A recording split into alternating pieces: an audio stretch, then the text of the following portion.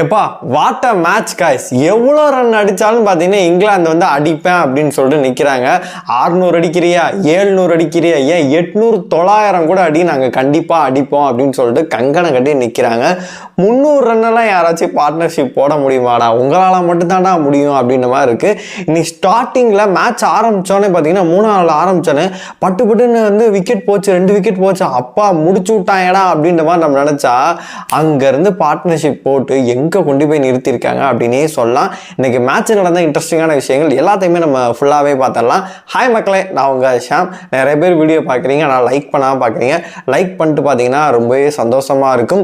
நேற்றைய முடிவில் வந்து நம்ம சொல்லியிருந்தோம், அதாவது இந்திய அணி இன்றைக்கி என்ன பண்ணும் அப்படின்னு கேட்டிங்கன்னா, மதியத்துக்குள்ளே பார்த்தீங்கன்னா ஓரளவு உங்களுக்கு சுருட்டை பார்க்கணும். அப்படி இல்லை அப்படின்னா அதிகபட்சம் சாயங்காலத்துக்குள்ளே போயிட்டு பார்த்தீங்கன்னா ஒரு 300-320க்குள்ளே வந்து சுருட்டிடணும் அப்படின்ற மாதிரி நம்ம சொன்னோம். நீ ஒன்று நினைக்கிற, இறைவன் ஒன்று நினைக்கிறான், நீ ஏன்டா நான் ஏன் நினைச்சா அப்படிங்கிற மாதிரி பார்த்தீங்கன்னா இன்னைக்கு வந்து சூப்பராகவே வந்து பேட்டிங் பண்ணிட்டாங்க அப்படின்னே சொல்லலாம். 407 ரன்களுக்கு தான் பார்த்தீங்கன்னா ஆல் அவுட் ஆகியிருக்காங்க.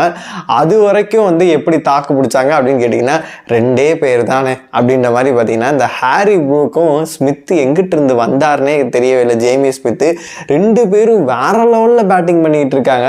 அதுவும் ஜேமி ஸ்மித் எல்லாம் பிரசித் கிருஷ்ணாவை கண்ணில் விரல விட்டு ஆட்டுறார். ஒரே ஓவரில் 4 6 4 ஓய்டு அப்படியெல்லாம் போட்டு அடிக்கிறாப்புல. ரன் மிஷின் ஆக்கி விட்டீங்கடா அப்படின்ற மாதிரி தான் இருக்குது. அவரை பார்க்கவே ரொம்ப பாவமாக இருந்துச்சு. நம்ம போன ஃபஸ்ட்டு டெஸ்ட்லேயே சொல்லியிருந்தேன், ஒரு ரன் வந்து ரொம்ப அதிகமாக கன்சியூம் பண்ணுறாரு. டெஸ்ட்டை பொறுத்தளவு பார்த்தீங்கன்னா நம்ம முன்னாடியே சொல்லியிருந்தோம், இசான் சர்மா இருக்கட்டும், உமேஷ் யாதவாக இருக்கட்டும், இந்த மாதிரி புவனேஸ்வர் குமாராக இருக்குது, இவங்கெல்லாம் பார்த்தீங்கன்னா ரன்னை வந்து கொடுக்கவே விட மாட்டாங்க. பவுன்ஸை போட்டு ஏற்றுன்னு ஏற்றுவாங்க, யாக்கர் போடுவாங்க, என்னமோ ஒன்று பார்த்தீங்கன்னா பண்ணிக்கிட்டே இருப்பாங்க. சிங்கிள் ஓடவே விட மாட்டாங்க. ஒரு 4 போகுது அப்படின்னா பார்த்தீங்கன்னா அடுத்து வந்து நிறுத்திடுவாங்க. அந்த தப்பை வந்து பார்த்தீங்கன்னா அந்த கரெக்டான விஷயங்கள்லாம் பார்த்தீங்கன்னா அவர் பண்ணவே மாட்டாங்க. ரொம்ப வந்து ரன் அதிகமாக கொடுக்குறாரு அப்படின்ற மாதிரி சொல்லியிருந்தோம் ஃபஸ்ட்டு டெஸ்ட்டில். அதே தான் பார்த்தீங்கன்னா இப்போ வரைக்கும் பண்ணிட்டு இருக்காரு. இந்திய அணியில் நிறைய ஓட்டைகள் அடைச்சாலும் ஒரு 4 ஓட்டை அடைச்சா எங்கிட்டு பார்த்தீங்கன்னா பொத்துக்கிட்டு தண்ணி ஊற்றுது. பார்த்தீங்கன்னா பிரசித் கிருஷ்ணாவுக்கு பதிலாக வேற யாராச்சும் எடுக்கணும், ஹர்ஷ்தீப் சிங் உள்ளே வரணும் அப்படின்ற குரல்கள் இருந்திருக்கு. இப்படி தானே நீங்கள் வந்து நிதிஷ்குமார் ரெட்டிக்கு சொன்னீங்க, கடைசியில் என்ன நிலைமை ஆச்சுன்னு சொல்கிறது நீங்கள் சொல்கிறதெல்லாம் எனக்கு கேட்குது. இருந்தாலுமே நம்மளும் சரி இப்போ செகண்ட் இன்னிங்ஸில் வந்து ஆட ஆரம்பிச்சிட்டாங்க, என்ன நடக்க போகுது அப்படின்னு சொல்லி நம்ம வெயிட் பண்ணி தான் பார்க்கணும். இங்கிலாந்து அணியை பொறுத்தளவு பார்த்தீங்கன்னா காலையில் வந்து ஃபுல்லாகவே அவங்களோட கையில் இல்லவே இல்லை. ஃபர்ஸ்ட் சீசன் ஃபுல்லாக வந்து இந்தியா தான் வச்சுருந்தாங்க. 2 விக்கெட் வந்து பட்டுன்னு போயிடுச்சு. நான் நினச்சேன் என்னங்க கேப்டன் பென் ஸ்டோக் வந்தோடனே கிளம்பிட்டீங்களே அப்படின்ற மாதிரி தான் இருக்குது. நேற்று நம்ம சொல்லி இந்த ஹாரி ப்ரூக்காக இருக்கட்டும், ஜோ ரூட்டாக இருக்கட்டும், இவங்கெல்லாம் டேஞ்சரஸ் அப்படின்னு சொல்லியிருந்தோம். நம்ம சொன்ன மாதிரியே பார்த்தீங்கன்னா ஜோ ரூட் விக்கெட் எடுத்துட்டாங்க. இருந்தாலும் பார்த்தீங்கன்னா ப்ரூக் விக்கெட்டை வந்து எடுக்காமல் விட்டாங்க. அவங்க ஆளுக்கு 200 போட்டு போயிடுவாங்களோ அப்படின்னு நினச்சேன். அந்த இடத்துல தான் வந்து புத்திசாலித்தனமாக வந்து பார்த்தீங்கன்னா இந்திய அணி செயல்பட்டு விக்கெட்டை எடுக்கிறதுக்காக தடுமாறினாங்க அப்படின்னே சொல்லலாம். ஒரு கட்டத்து வரைக்கும் அவங்க 2 பேர் விக்கெட்டை எடுக்கவே முடியல. என்னென்னமோ பண்ணுறாங்க, இதே விக்கெட் விழுமா விழாதாடா, என்னடா இப்படி ஸ்டாண்டிங் போட்டுருக்கு, விட அடிங்கடா, ஏதாச்சும் பண்ணுங்கடா அப்படின்ற நிலைமை நமக்கு சொல்ல தோணுது. விக்கெட் சுத்தமாக போக மாட்டேங்குது. பவுன்ஸ் ஆகுது, எல்பிடபிள்யூக்கு போகிறாங்க, கேட்ச் ஆக மாட்டேங்குது, ஸ்விங் ஆகுது. ஏதாச்சும் பண்ணுங்கடா. கில்லும் அப்படியே முக்கி திக்கி ஏதோ ஒன்று பண்ணுறாரு. பார்த்தீங்கன்னா ஒன்றுமே பண்ண முடியலை. அப்படின்னா கடைசியில் தான் தலைவர் அவன் வந்தான் அப்படிங்கிற மாதிரி பார்த்தீங்கன்னா ஆகாஷ் தீபா இருக்கட்டும், சிராஜா இருக்கட்டும், இன்னைக்கு வேற லெவலில் ஸ்பெல் போட்டாங்க அப்படின்னே சொல்லலாம்.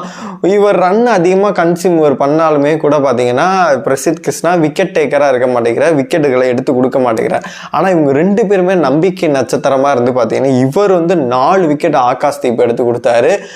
முகமது சிராஜ் பார்த்தீங்கன்னா 6 விக்கெட்டுகள் எடுத்து கொடுத்தாரு. வேற லெவல் ஸ்பெல் போட்டாரு அப்படின்னே சொல்லலாம். 19 ஓவர் கிட்ட தான் அவர் வந்து சிராஜ் போட்டாரு.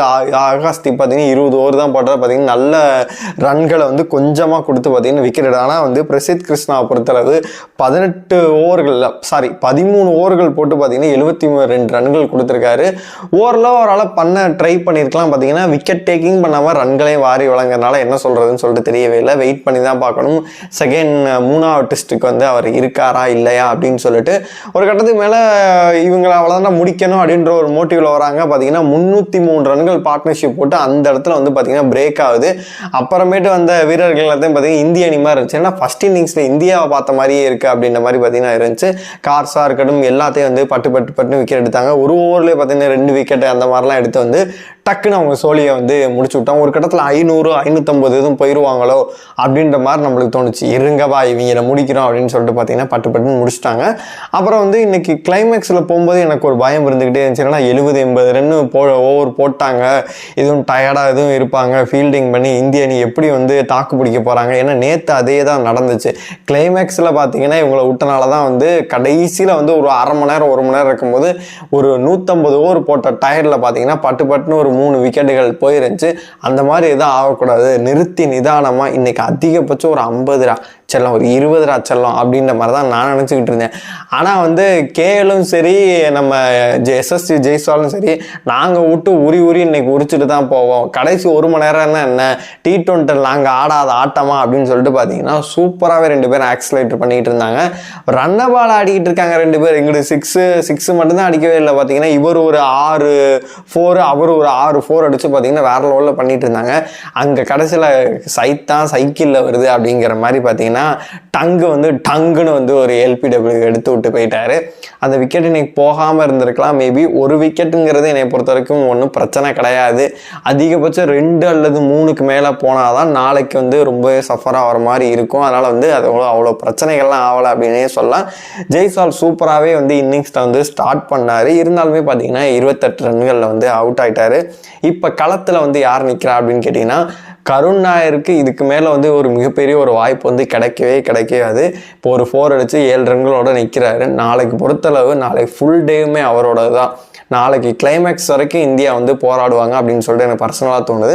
அப்படி இருக்கும்போது கருண் நாயர் இதை வந்து அவர் நிரூபிச்சே ஆகணும். சோக்கு ஆகாமல் அழகாக நீட்டாக டீசெண்டாக விளையாண்டாரு.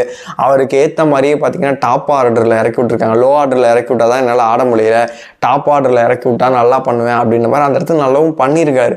அதனால அவரை பார்த்தீங்கன்னா டாப் ஆர்டரில் வந்து இறக்கி விட்டுருக்காங்க. நாளைக்கு ஃபுல் டே ஒன்றுடுதுடா, இன்னைக்கு ஒன்றுதுடா போலே அப்படின்ற மாதிரி பார்த்தீங்கன்னா சூப்பராக விளையாண்டாது. ஒரு 50 ரன் 80 ரன் பார்ட்னர்ஷிப் போட்டு கொடுத்து அதிகபட்சம் ஒரு 100 கூட போடலாம். இல்லை 50 ரன்னுக்கு மேலே அவர் தேர்த்தி கொடுத்துட்டாரு அப்படின்னா கண்டிப்பாகவே பார்த்தீங்கன்னா கருண் நாயர் மேலே ஒரு மிகப்பெரிய நம்பிக்கை வரும். கேஎலை பொறுத்தளவுக்கு எந்த ஒரு குறையுமே இல்லை. எப்போதும் நீட்டாக வந்து விளையாண்டு கொடுத்துட்டு போவார். ஒரு சில டைம் தான் பார்த்தீங்கன்னா சோக் ஆவார். இப்போ வரைக்கும் பார்த்தீங்கன்னா இந்திய அணி வந்து 64க்கு 1 விக்கெட்டுகள் இழப்பில் வந்து நின்றுட்டு இருக்கு. பார்த்தீங்கன்னா 244 ரன்கள் வந்து பார்த்தீங்கன்னா முன்னிலையில் இருக்காங்க அப்படின்னே சொல்லலாம். என்னை பொறுத்த வரைக்கும் இதுக்கப்புறம் அவங்க என்ன பண்ணணும் அப்படின்னு கேட்டிங்கன்னா நாளைக்கு டே ஃபுல்லாக உங்களோடது. இன்னும் ஒரு நாள் வந்து வெளியில் இருக்குது.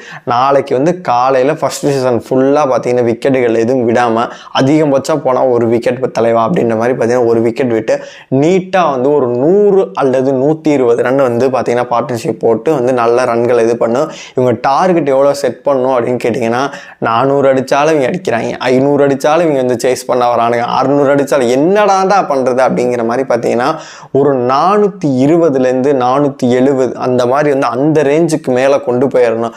450க்கு மேலாம் கொண்டு போயிட்டால் கண்டிப்பாகவே உங்களுக்கு சுருட்டுறதுக்கான வாய்ப்பு அதிகமாகவே இருக்குது. இல்லை போன மேட்ச் மாதிரி 370 350 அதுக்குள்ளே வந்து இந்தியா வந்து சோக் ஆக மாட்டாங்க அப்படின்ற நம்பிக்கை இருக்குது. அந்த மாதிரி போனாங்க அப்படின்னா மேட்ச் கண்டிப்பாக வந்து அவங்க ஸ்டாண்டிங் போட்டு ஒரு நாள் ஃபுல்லாக வந்து ஆடி ஜெயிச்சுட்டு போயிடுவாங்க. அதுக்கு வந்து இந்திய அணி விடவே கூடாது. என்னையை பொறுத்த வரைக்கும் டஃப் ஃபைட் வந்து இந்தியா கொடுப்பாங்க அப்படின்னு சொல்லி நம்புகிறேன். காலையில் எடுத்தோடனே இவங்க விளையாட ஆரம்பித்து நாளைக்கு இறுதி வரைக்கும் எவ்வளோ ரன்களை வந்து தேற்ற முடியுமோ பார்த்தீங்கன்னா தேத்தி வரணும் இந்திய அணி. ஒரு 450 இப்போ வந்து 250 ரன்கள் பார்த்தீங்கன்னா 244 ரன்கள் முன்னிலையில் இருக்காங்க. இன்னும் ஒரு 150 அடிச்சாங்கன்னாவே பார்த்தீங்கன்னா கிட்டத்தட்ட 400 கிட்ட போயிருச்சு. நாளைக்கு 1 டே ஃபுல்லாக எவ்வளோ வேணால் அடிக்கலாம். ஒரு 350லேருந்து 400 ரன்னு 650 போயிட்டாங்க அப்படின்னா கண்டிப்பாகவே வந்து அவங்கள ஜெயிச்சிடலாம். ஆனால் அவங்க என்ன பண்ணுவாங்க அப்படின்னு கேட்டிங்கன்னா நம்ம அடிக்க பார்க்கணும், இல்லாட்டி மேட்சை ட்ராவ் ஆக்கணும் அப்படின்ற ஒரு மோட்டிவில் வருவாங்க.